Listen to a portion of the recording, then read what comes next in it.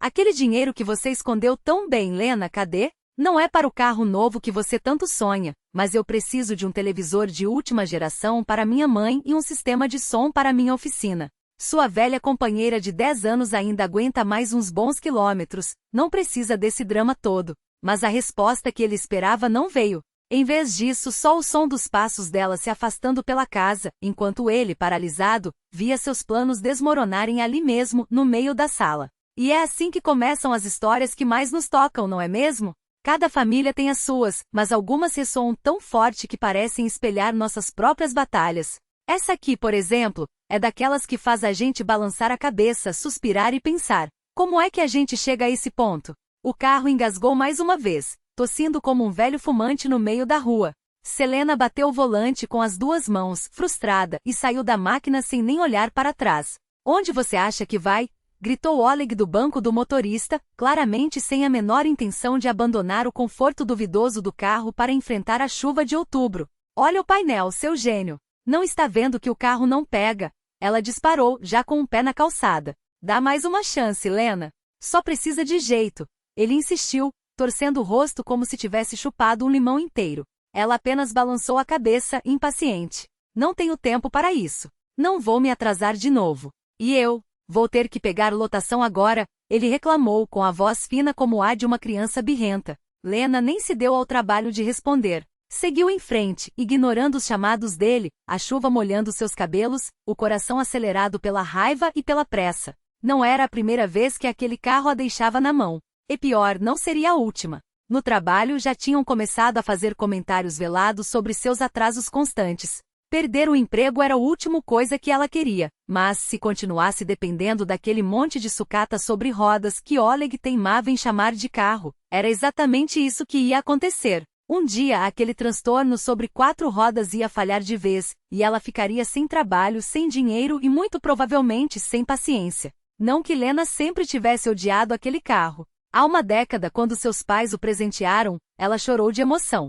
Era a realização de um sonho, sua primeira máquina, sua liberdade. Nele, ela chegou ao próprio casamento, transportou suas caixas para o primeiro apartamento alugado, viveu 1000 histórias. Mas tudo mudou quando Oleg passou a dirigi-lo. Não dava para entender o que ele fazia com o pobre veículo, mas depois de um mês de uso constante, o carro começou a dar sinais de cansaço extremo. Apagava no meio da rua, a fiação fumegava, os ruídos do motor pareciam gritos de socorro. Ela reclamava, ele negava. Lena, eu conserto. Não foi culpa minha, o carro é velho, dizia como se isso resolvesse algo. Até que, por um acaso do destino, ela flagrou sua própria máquina cortando a estrada a uma velocidade absurda. E não era Oleg sozinho.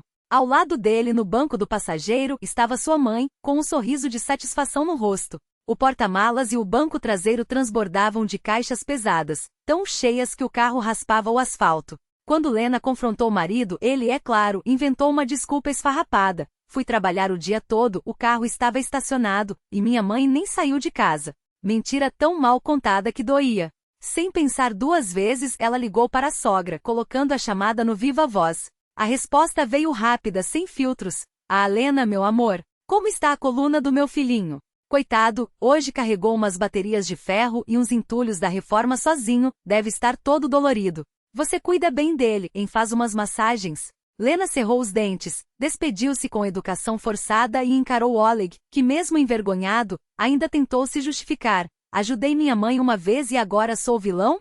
É só um carro, Lena, não precisa fazer desse tamanho. Ela não fez. Apenas decidiu que dali em diante, as chaves daquele carro não sairiam mais das suas mãos. E de quebra começou a juntar cada centavo para comprar outro, mais novo, mais confiável. Enquanto a grana não chegava, levou o velho companheiro para uma oficina, na esperança de deixá-lo em condições mínimas de uso. Oleg surpreendentemente se ofereceu para ajudar. Escolheu um mecânico, levou o carro, negociou o serviço e, pasme, pagou a conta. Lena até se emocionou, até descobrir a verdade. No primeiro dia após o concerto, ela pegou o carro mais cedo, já que Oleg tinha uma reunião urgente no trabalho. Ao frear no semáforo, percebeu, horrorizada, que os freios não respondiam. O impacto contra o carro da frente foi inevitável.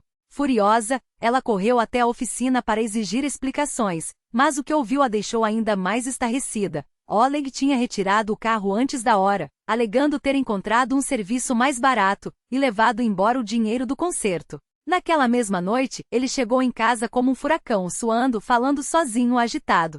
Oleg, o que está acontecendo? Ela perguntou, confusa. E então veio a bomba. Lena, cadê aquele dinheiro que você guardava? Eu preciso dele. Não é para o seu carro novo, não. Eu prometi um televisor de tela plana para minha mãe e um som novo para a oficina. Sua velha lata ainda roda mais 3 anos, não precisa desse exagero. Ela o encarou, incrédula. Sério que você está falando isso agora? Depois de tudo? Eu quase morri hoje porque os freios falharam. Tive que pagar o conserto do carro que bati, e ainda descobri que você mentiu sobre a oficina. Oleg empalideceu, sentou-se no chão como se as pernas tivessem falhado, e por um segundo, Lena achou que ele estivesse preocupado com ela. Até ele abrir a boca. Você que é a idiota. Podia ter chamado a polícia, tirado uma grana do outro motorista. E agora? Como vou explicar para minha mãe que não vou levar o televisor? Ela está me esperando. Lena olhou para a mala já pronta ao lado da porta, sorriu sem alegria e balançou a cabeça. Sabe, eu já devia ter ido embora há muito tempo. Mas queria olhar nos seus olhos uma última vez, só para ter certeza de que estou fazendo a coisa certa. Agora tenho. Obrigada pela confirmação. E com a mala na mão, ela saiu pela porta, sem olhar para trás.